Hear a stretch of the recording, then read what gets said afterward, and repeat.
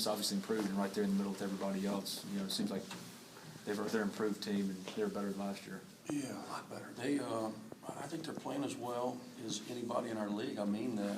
They won 6 straight. You know, they lost their first 2 without their best player, Jalen Jones. They've got a number of weapons. You know, them getting Daniel House eligible. I don't know if you know the story, but he was a transfer from Houston, became immediately eligible through an appeal, and it just changed the dynamic of their team because it gives them a primary scorer, it gives them an athlete on the wing, and a shot maker. And now you combine him with Alex Caruso, who's a junior who really causes matchup problems because of his size and his ability to pass over defenses. You bring in Jalen Jones along with House, 2 all-league caliber guys, coupled with the guys that they had returning. And I think Billy's got them playing at a really high level. They're good defensively. They can hurt you with a number of things offensively. They're going to pose a number of challenges. What do you think Rick's familiarity with you in this series brings to that preparation there? I don't know. I think at this stage of the game, you know, we're 21 games into this. I think people probably realize what we are and what we're trying to do, just as we do Texas A&M. Obviously, you know, Rick is familiar with the league, and I'm sure he's been very good for Billy, just for another voice in a huddle of someone who's been through this in Billy's seat. You've won 4 in a row. It seems like the team, you know, early on it was a struggle to really get everybody to play together and go in the same direction, but now it seems like I hope it's 4 in a row. Hasn't it been 3? I'm shooting for 4. 3. I like the fault. But yeah, 1 3 in a row. Usually you guys are on the other side. You say 2 in a row. I have to say, no, it's 3. Yeah. Playing better, though, and it seems like, you know, everything's kind of falling into place a little bit. We are playing better. We've had 2 home games, and you know, for us to win them in the fashion that we did, battling back to beat Florida, last possession, Jarvis steps up, makes 2 huge free throws, and then Mississippi State has us on our heels, and to battle back and to win that game with a strong second half. And then to go to Missouri and really to lead that thing from tap to buzzer after Moody had the incredible dunk. I think it energized our entire team, and from that point forward, we were pretty much in control of the game. So I think our team is continuing to evolve, which is what you want as a coach as you enter the month of February. Daniel had it in his notes here, tied for 4th now for wins by an SEC coach in his first 9 years. So I guess speaks to the consistency the program has had. I mean, what do you think of that number? And I guess what do you say about this team? What do they need to do in order to continue to pile up wins? You know, for us, I don't really have time to think about those type of things.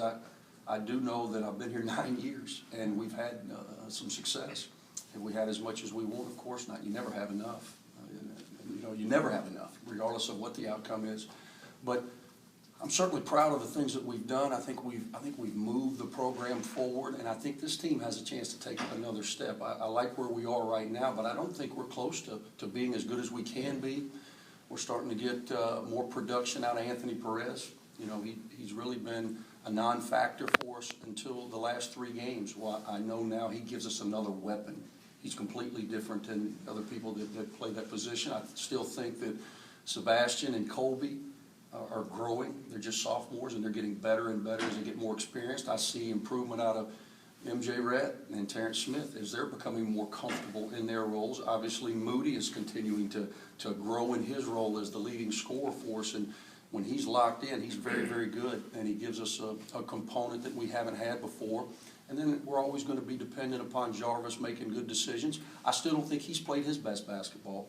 He's had moments, but he's not played the way that I think he's capable, that he showed us all that he was capable of last year. So my hope is that he'll really hit that senior stride. We'll get Snoop back to playing the way he was earlier in the conference season. I thought he was our most consistent perimeter player. That has not been the case really over the last 3 or 4 weeks. So I think this team's got a long way to go to reach its potential, but I am pleased with our progress, and I'm pleased with where we're moving. What's the way that this team reminds you of the team 2 years ago? No, I think they're totally different personally. You know, the team 2 years ago didn't have this much depth, and I don't think it had this much versatility, but we were anchored by the leading shot blocker in the history of the program, one of the best in SEC history in Buckner. We knew what we had with Murph, and he's the all-time leading rebounder in the history of our program, and was very good at the things he was good at, if that makes sense. And then we had Marshall, and we had an ability, we gave ourselves a shooter's chance every game. We had Nick Williams, who I knew as soon as I left here and I go in that practice gym, I know he's gonna be the first voice that I hear, and I know his energy is going to be there, his leadership in the locker room is gonna be there. But then, we were really, we didn't have much depth along our front line. We lost DeMarco Cox, we lost Aaron Jones, we were dependent upon Terry Brutus. We threw him in the fire. At this point of that year, he had not even played yet.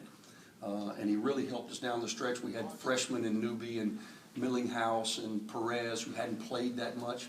This team is deeper. I think realistically we can play 9, 10 guys, and I've been doing that consistently. We don't have the all-time leading shot blocker. We don't have the all-time leading rebounder, and we don't have a guy that's capable of coming in and shooting you right into the game, even though Moody gives us some of that with his ability to score. But this team is much more versatile, much more experienced across the board, and I think we're starting to play that way.